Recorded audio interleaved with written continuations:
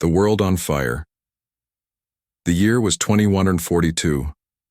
Earth was dying. It wasn't fire that burned the planet. It was fear. Cities were still standing, but they were full of silence, smoke, and broken promises. Oceans were rising. Forests had turned to dust.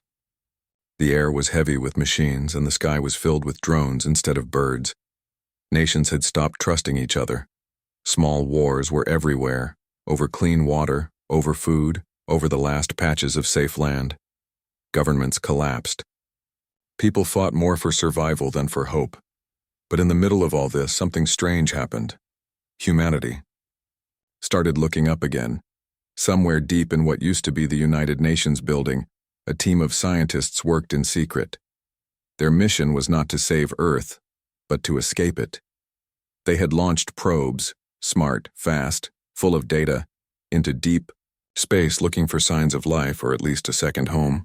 One of those probes, Voyager Prime, was heading toward a distant star system called Kepler 186f. It was a red dwarf star, quiet and old, with one planet that looked just right for life. Many called it a fantasy.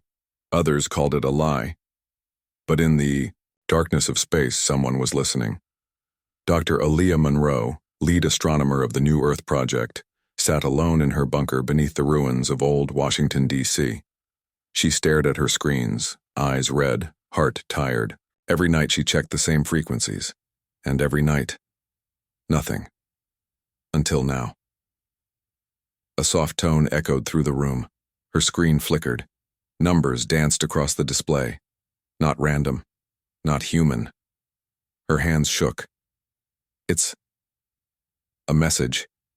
Within hours, scientists across the globe were called to secret meetings. The message was being broadcast on a frequency no human technology used. It repeated in patterns. Too clean, too structured. It wasn't noise, it was language. Governments paused. Wars slowed. Even enemies agreed to send their best minds to decode the signal. Weeks passed. Then finally, the message was understood. It said, "We have seen your kind. You are not alone. Do you wish to speak?" Shock turned into panic. Who were they? Where were they? Were they near or far? Earth was in no shape to answer, yet it couldn't stay silent either. A single message was crafted, simple, human, and hopeful. "We are listening." It was broadcast into the stars. What came next changed everything. 3 days later, the skies over Earth flickered. Satellites spun out of control. Communication systems glitched. And then just as suddenly, everything returned to normal, except for one new signal. A visual. On every screen, every device, a calm image appeared. A tall figure, glowing with a soft silver light, standing in a dark room full of stars. It had no mouth, but its eyes shined like galaxies. The first words came clear and slow. "We are the Xantorians. We come in peace. Your world is in pain. We wish to help." Earth froze. This was first contact. Some cried with joy, others cried in fear. Religions split, scientists cheered, soldiers reached for weapons, and politicians started planning. But for the first time in decades, all of Earth looked in the same direction. Up, Dr. Aaliyah Monroe spoke to the global network. "They found us in the ashes, and they did not turn away. This may be the last chance we get to rise, not as nations, but as one species." Behind her, the screen showed the Xantorian envoy again, still watching, still waiting. "Do you accept our hand?" And humanity, broken and burning, answered, "Yes." The voice from the stars. The world stood still. After centuries of noise, war, and struggle, Earth had finally heard something greater than itself. A voice, not of anger, not of conquest, but of calm. "We are the Xantorians. You are not alone. We wish to help." It echoed on every screen, in every language. It reached the broken streets of New Mumbai, the quiet bunkers beneath, the old Swiss Alps, The shattered remains of Tokyo's skyline. Children stopped crying. Soldiers lowered their guns. But not everyone trusted it. Some whispered, "It's a trap." Others whispered, "It's a miracle." Dr. Aaliyah Monroe sat in the main broadcast center under Old Washington, now called the Unity Corps. She hadn't slept in 2 days. The message kept playing over and over again. Each time the Xantorian figure stood still, tall, elegant, bathed in a silver glow. No weapons, no ships, just a message. "Do you accept our hand?" Aaliyah pressed the reply button again. Her voice cracked but stayed strong. "Yes, we accept." That was the moment the stars answered back. A week later, the first Xantorian gift, beacon, arrived in Earth's orbit. It didn't move like a machine. It glided like a thought. Covered in crystal, humming with strange energy, it floated above Earth as if watching and waiting. It didn't land. It didn't speak, until humanity approached. A human team, 6 scientists and 1 military escort, was launched aboard an old shuttle, the Horizon 1. They slowly docked with the alien object. Cameras rolled. Millions watched in silence. Inside the beacon, the walls pulsed with soft light. Symbols shifted in the air like holograms made of water. Then a voice came, not from speakers, but from inside their minds. "This is knowledge, not control, not poison. You choose what to take." Suddenly, hundreds of data packets appeared, floating. Waiting to be touched, Aaliyah, watching from Earth, whispered, "It's a library." The gift beacon shared thousands of years of Xantorian history, star charts, energy formulas, medical breakthroughs, clean power systems, disease cures, and warnings.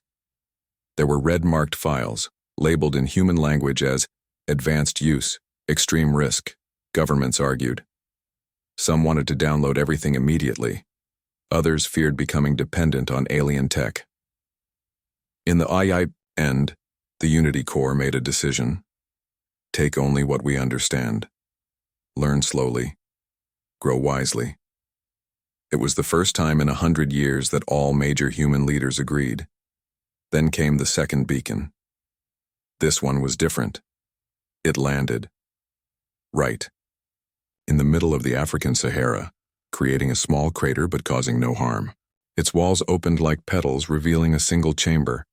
Inside was a seat, empty, and beside it, a glowing orb. The message was clear. One of you must come. The Unity Corps sent Commander Elias Corr, a former Special Forces leader known for his discipline, calm mind, and deep curiosity. He entered the beacon alone. The moment he touched the orb, his body froze, but his mind soared. He later described it as being pulled into a dream made of stars. The Xantorians didn't just talk, they shared. Images, feelings, thoughts. He saw the rise of their worlds, the peace they had built, and the war they feared would return. A war they had once barely survived. They called it the Great Silence, a time when something darker than war had come from outside the galaxy, consuming everything in its path. The Xantorians believed humanity had a unique gift, resistance. Not just survival, but defiance, creativity, fire. They believed that fire could one day be the galaxy's last hope. When Corr returned, he brought back more than knowledge. He brought a warning. They're not just helping us, they're preparing us. This changed everything. The beacons remained in orbit. They never attacked. They never interfered. They simply watched and waited. Meanwhile, human engineers used Xantorian energy blueprints to build the first fusion-based power grid in New Europa, the reconstructed European zone. Cities lit up again. Water plants returned. Skies cleared. Cures for diseases once thought incurable began rolling out in Africa and South America. The world was healing, slowly, but tension was growing. Some humans asked, why do they help us? What do they want in return? Others said, why question a gift? We were dying. And still others began a movement called Pure Earth, a group that warned humanity was losing its identity, trading freedom for dependence. In a private council meeting, Aaliyah spoke to world leaders. They offered a hand, not chains. What we do next is up to us. We are still human and we are still in control. But deep in space, something else had begun to stir. A long-range telescope caught a strange distortion near the edge of the galaxy. It looked like a storm in space, and it was moving. The gift and the divide. The Earth had changed. Cities that were once ruins now shone with clean light. Rivers flowed again. The air tasted different, cleaner. For the first time in decades, food was growing in once dead soil. Disease clinics were emptying. Children were being born without sickness. The Xantorian beacons had done more in 2 years than human governments had done in a century.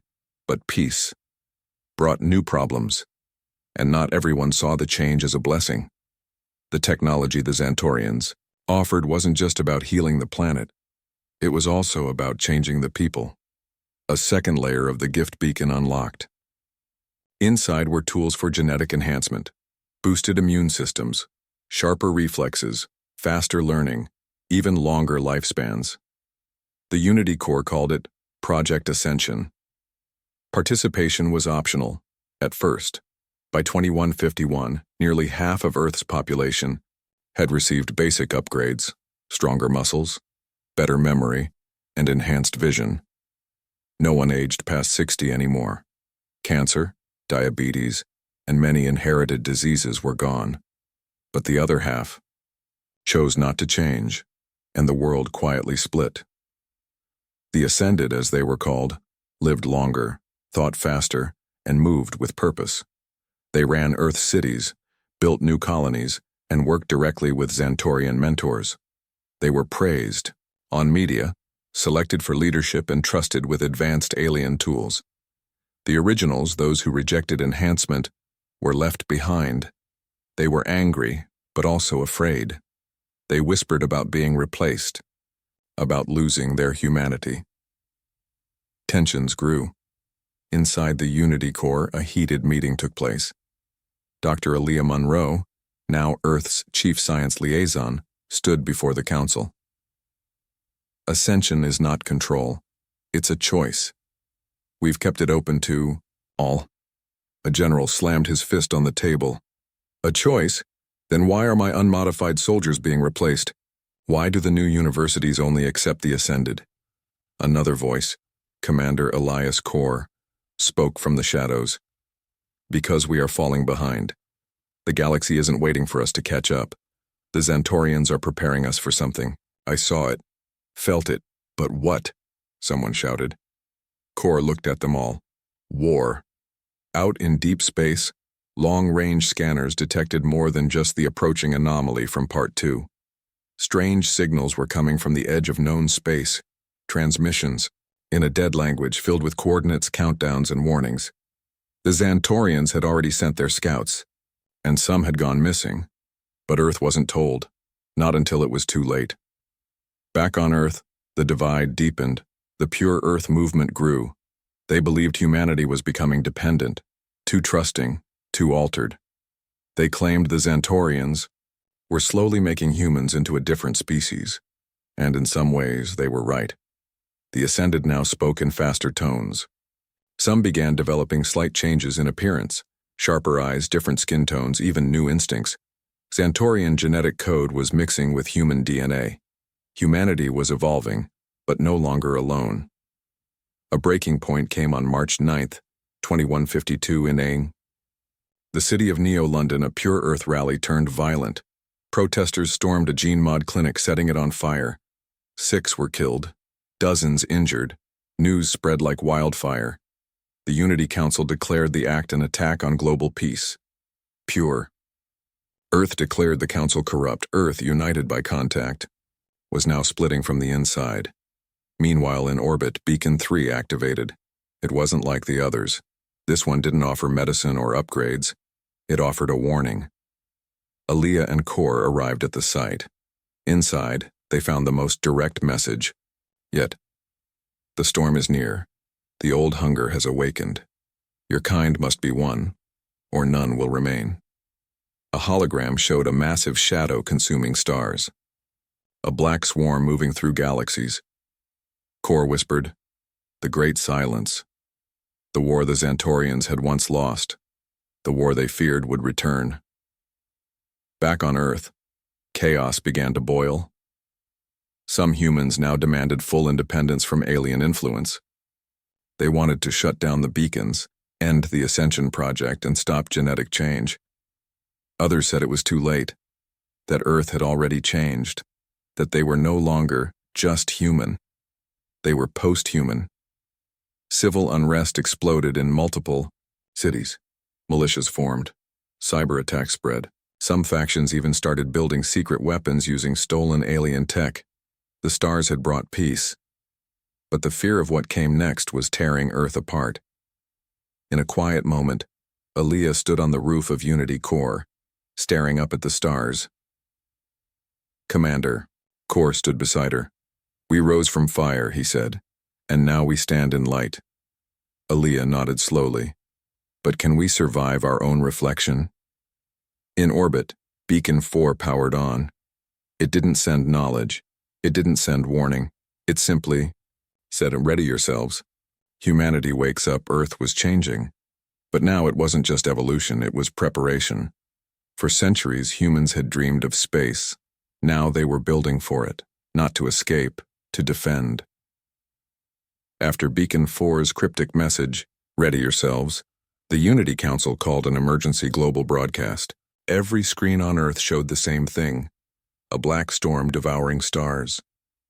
A swarm of darkness, alive and moving. The enemy had no name. The Xantorians called it the Old Hunger. It didn't conquer planets. It erased them. The galaxy had hidden this truth for centuries.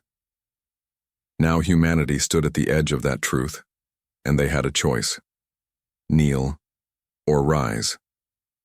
In Unity Core, Commander Elias Core stood before the leaders of the world. "We are no longer passengers in this galaxy. We are players. If we don't build now, we die later." So Earth did something it hadn't done in over 150 years. It united, again. Factories lit up in every region. War-forged nations and clean-powered cities alike fed resources into the first unified space military, the Terran Ascendancy Fleet. It wasn't built by politicians. It wasn't designed by aliens. It was built by human engineers, human architects, and ex-soldiers who remembered how to fight. The first flagship was launched from the orbital dockyards over Mars, TAS Vigilant Flame, 2 kilometers long, plasma-hardened. Armor, human-AI hybrid systems, railguns, and quantum torpedoes. A warship built to challenge extinction itself. One ship became 10. 10 became a fleet. In just 3 years, humanity had the second largest fleet in the known galaxy. But it was the most unpredictable. Why? Because it was human, and humans fought like nothing else in the stars.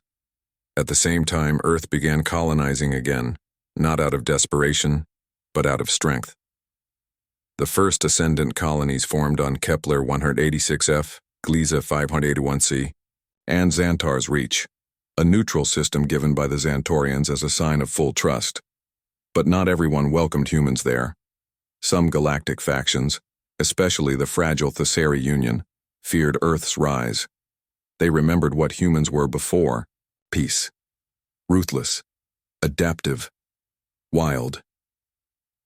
Aaliyah Monroe, now Grand Science Commander, led Earth's diplomacy efforts. She spoke with elegance, but her words carried fire. "We are not what we were, but we are still who we are.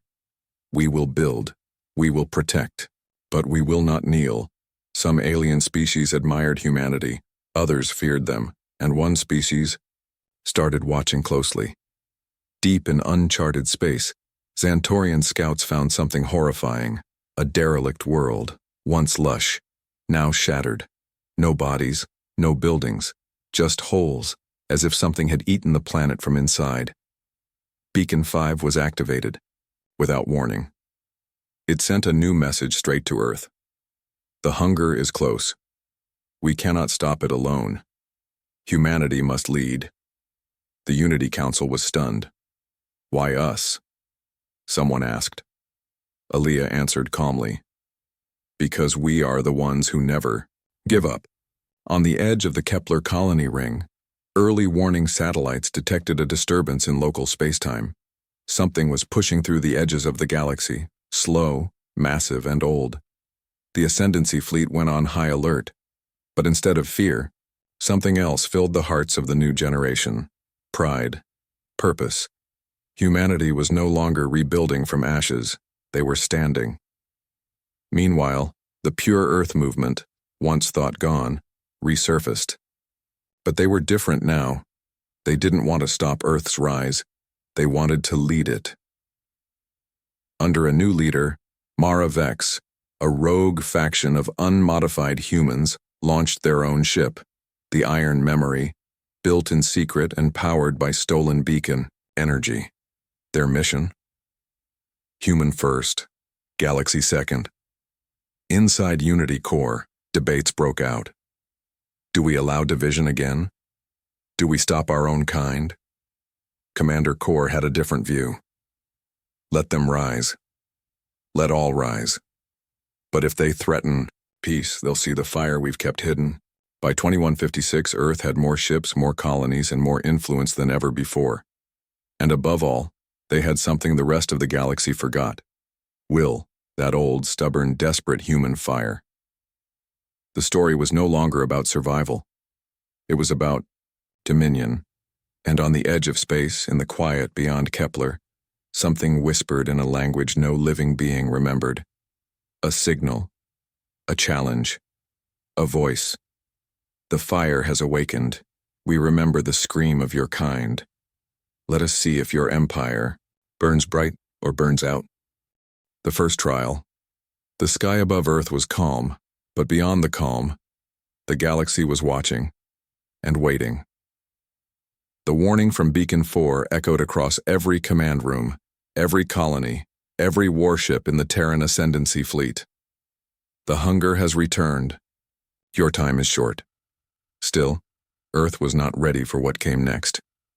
Far beyond the Kepler line, where human probes rarely reached, something ancient moved.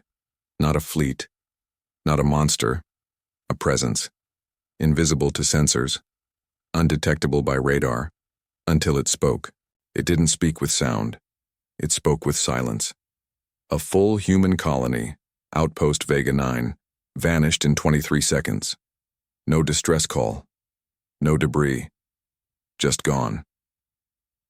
When Earth's fleet arrived to investigate, they found a scorched world with only two things left: a half-melted colony badge, and a black spire planted in the dirt. Carved into its surface was a single word, written in perfect English: first. Panic swept through the colonies, but Earth didn't flinch. Not this time. The Unity Council activated the Terran Ascendancy Defense Code. All fleets were mobilized. Defense satellites came online across 6 star systems. Orbital shipyards shut down all civilian projects and focused on warship production. Aaliyah Monroe stood before Earth's leaders and said only 5 words. Now, we find out who we are. Commander Elias Corr was given full command of the frontline fleet. He stood aboard the flagship, TS Vigilant Flame, watching the stars. With him were both Ascended and Originals. Engineers, soldiers, and first-generation hybrids, those born after the enhancements carrying human and Xantorian genes together. They called themselves the Crossborn. They were faster, stronger, but unstable. This was their first combat mission, and no one knew what they'd do in a real fight. As the fleet moved toward the Kepler border, new reports came in. 4 Xantorian scout ships had vanished. A Thessari merchant fleet had gone dark. The hunger wasn't coming. It was already here. At 0412 Earth time, the Terran fleet entered System Theta 8. At first, there was nothing, just cold space and flickering stars. Then the distortion began. Space twisted, like heat over asphalt. Suddenly, hundreds of black shards emerged from the void, jagged, silent, moving without thrusters. They were not ships. They were living weapons. No radio signals, no warnings, just movement. Core ordered shields up. Before the command finished, the first attack hit. It wasn't a laser. It wasn't plasma. It was a pull. The lead ship, TAS Hammerlight, simply crumpled in on itself, its mass folded like paper. No explosion, just silence, then absence. The crew never screamed. They never had time. Return fire, Core ordered. Railguns opened. Plasma torpedoes launched, and for the first time in galactic history, the hunger bled. The shards cracked, split. Some burned, but more came. For every one destroyed, two took its place. Human ships began falling.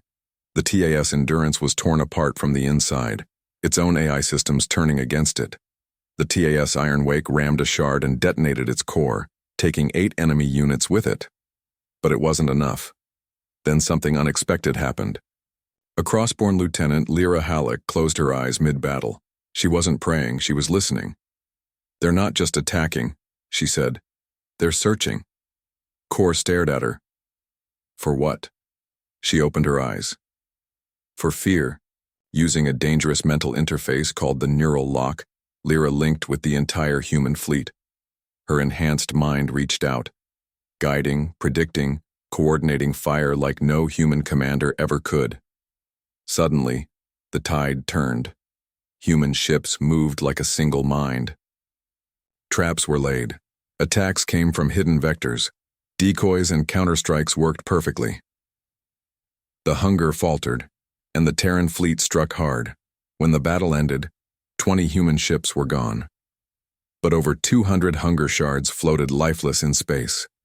For the first time in known galactic history, the hunger was wounded. Core stood on the bridge, staring at the battlefield. "Is it over?" an officer asked. He shook his head. No, that was just its shadow. Lyra was in stasis. Her mind burned from the neural lock. But her final message echoed through the fleet. It knows us now. It fears our mind. But it will return. Not to test us. To end us. The first trial was over, and Earth had survived. But the galaxy had changed, and war was coming.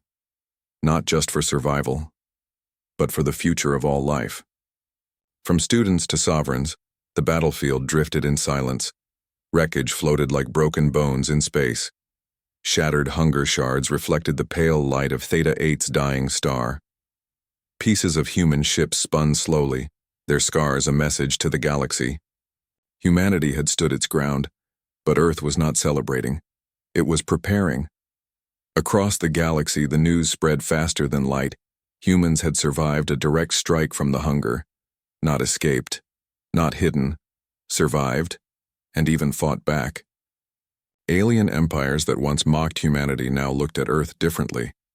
The Thesari, once cold toward the ascendancy, opened diplomatic talks within hours. The Krell sent gifts, plasma memory orbs filled with their war history. Even the proud Xantorians lowered their heads in silent respect. Earth had once been a dying world. Now, it was a rising power. Inside the Unity Core, Dr. Aaliyah Monroe addressed the Galactic Peace Council via hologram. Behind her, footage played of the final moments of the Battle of Theta 8, crossborn fleets, weaving through black shards, human warships moving like dancing steel, and the burning eye of the hunger pulling back. Aaliyah's voice was calm, firm.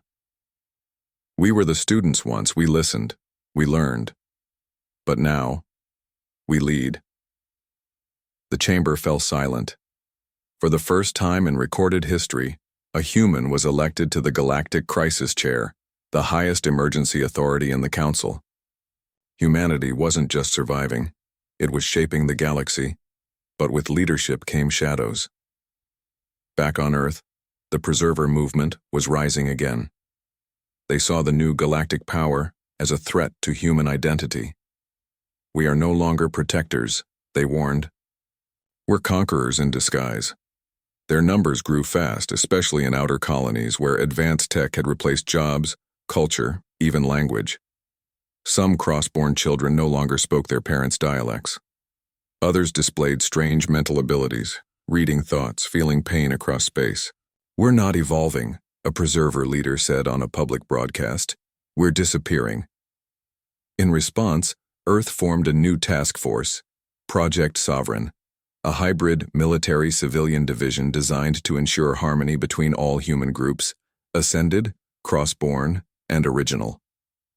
Leading it was none other than Commander Elias Core, now promoted to Fleet Marshal. But even Core sensed the change. "Peace is harder to keep than war," he told Aaliyah, "because in peace, the real fight begins. Within." Meanwhile, on Xantars, reach Earth's most advanced colony, a strange signal was picked up. It wasn't hunger tech, it wasn't any known language. It was familiar, ancient, human. Buried under the colony's moon, explorers uncovered a ship, massive, dormant, and covered in markings no one had used for 500 years. The UNS Eclipse Dawn, a ghost from Earth's forgotten past, lost during the AI rebellion of 2089. It had vanished without a trace. Now it had returned, but it wasn't empty. Inside was a cryopod, a human, still alive. His name was Captain Reed Vale, a war hero from the old Earth, the one before the collapse. His last memory? "We were losing. So we left. I thought it would be the end." He awoke in a galaxy where humanity ruled fleets, bent star lanes, and shared seats with aliens who once called them primitives. But his words carried weight. "If we forgot who we were before the fire, we'll never survive what comes after it." In deep space, another beacon activated. It didn't speak. It didn't blink. It burned. A star in the Valora expanse vanished in seconds. Not consumed. Erased. Sensor footage showed a black shape drifting through the remnants. Not the hunger. Something else. Older. Sharper. A blade without a hand. The Xantorians called it the Architect of Ends. A weapon that built the hunger. A being that commanded extinction itself. And it had noticed Earth. In a private message to Aaliyah, the Xantorian High Seer wrote, "You've become what we hoped, and now you face what we feared. Rule wisely, or nothing will remain to rule." Back on Earth, Core stood on the command deck of the TAS Sovereign Flame, Earth's newest flagship. With him stood Captain Vale, fully briefed and watching this new world with ancient eyes. Core nodded at him. "You fought to survive. We fight to lead. But the next battle, we fight to protect all life." Vale smiled softly. "Then I hope your flame burns hotter than ours ever did." Above them in the dark, something moved near the galactic rim. The Architect of Ends was coming, and it wasn't here for war. It was here to unmake history. The battle that rewrote the stars, they came without sound. No engines, no war cries, no light. Just a shadow that swallowed stars. The Architect of Ends had arrived. It wasn't a ship. It wasn't alive in any way humans understood. It was something, older than time, designed not to conquer but to erase. Entire systems fell silent in its wake. Xantorian prophets screamed and fled their temples. The Sari command fleets vanished. The Krell homeworld flickered off the star charts, gone without warning. And in its path was Earth.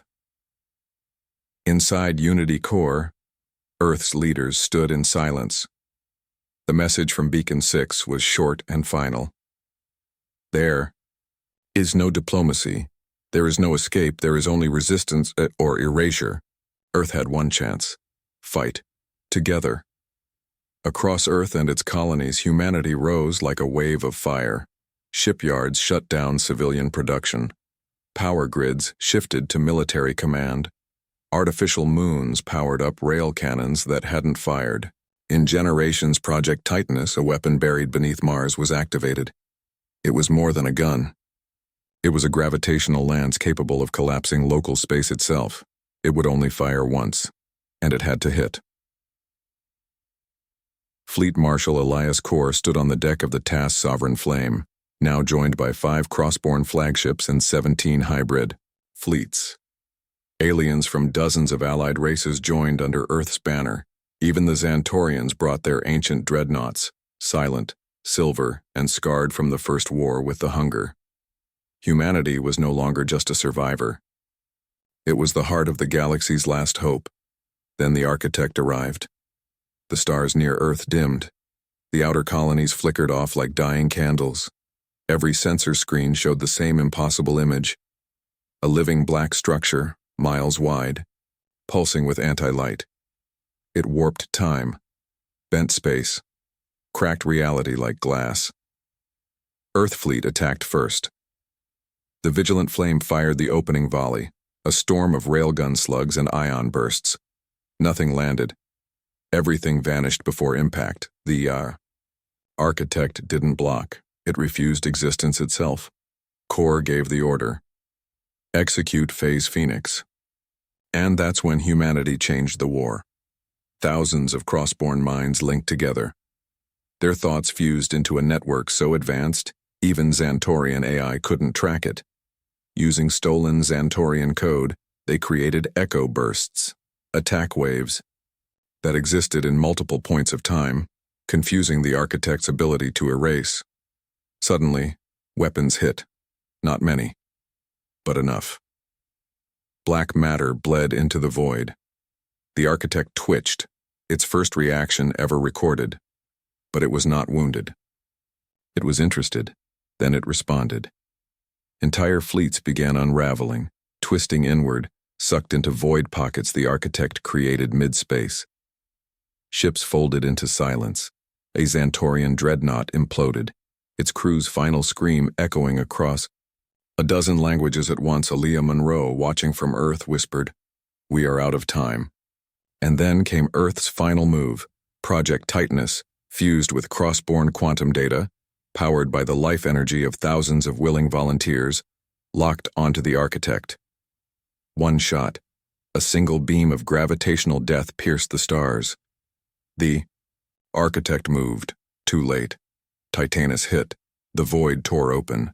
Not just space, but memory, matter, reality. The architect screamed. The galaxy heard it. Everything shook. Ships lost navigation. Colonies flickered. Stars dimmed. And then, silence. When the light returned, the architect was gone. Not destroyed. Locked away, in a rift of its own making. For now. But the cost. Half of EarthFleet was gone. Titanus was vaporized. Over 60 crossborne died in neural overburn, and Commander Corp was one of them. He had linked with the weapon himself, guiding it in manually when AI failed. His last words, recorded in a fading log file. "This is who we are. Not because we destroy, but because we choose to protect. Even at the edge of nothing." Weeks later, Earth held a galactic gathering. Every race sent a representative. Not to mourn, to honor. Earth was no longer called a death world. It was called the Cradle of Defiance. And from that cradle, a new future was born. The galaxy rewrote its laws. Humans now led the newly formed Stellar Accord, a unified peace and defense alliance, where no race ruled alone, but Earth held the guiding seat. The Xantorians stepped back, their mission complete. "They no longer need our hand," the High Seer said. "They hold the torch now." A statue of Core was built on Unity Prime, Earth's new capital moon. Beneath it were carved the final words of the war. "From ashes, we rose. To stars we soared. And when the void came for us, we roared back."